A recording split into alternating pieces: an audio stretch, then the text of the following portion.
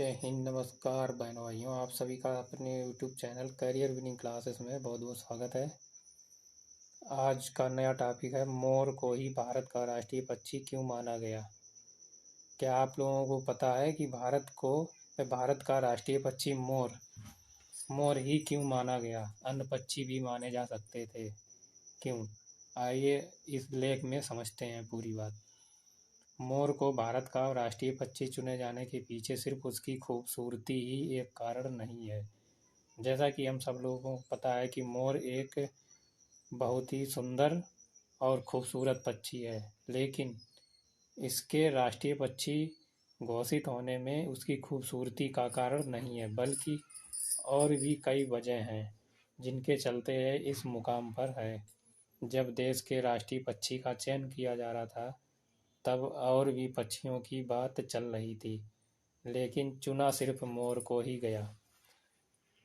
माधवी कृष्णन ने सन 1961 में लिखे अपने एक लेख में कहा था कि भारतीय वन्य प्राणी बोर्ड की उटाका मंड में बैठक हुई थी। इस बैठक में सारस, हंस, ब्राह्मणी, काइट, बस्टार्ड के नामों की चर्चा हुई थी, लेकिन इन सब में मोर की चर्चा की और मोर को ही राष्ट्रीय पक्षी चुना गया। दरअसल इसके लिए जो गाइडलाइंस बनाई गई थी, उनके अनुसार राष्ट्रीय पक्षी घोषित करने के लिए उस पक्षी का देश के सभी हिस्सों में मौजूद होना जरूरी है।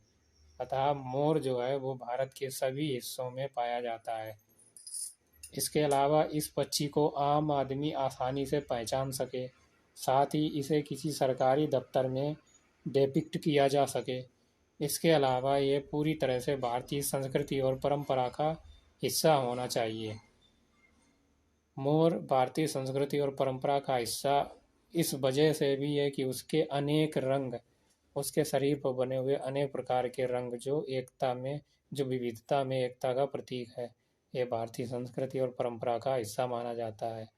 इसके बाद मोर को 26 जनवरी सन 1963 को राष्ट्रीय पक्षी घोषित कर दिया गया, क्योंकि यह शिष्टता और सुंदरता का भी प्रतीक माना जाता है।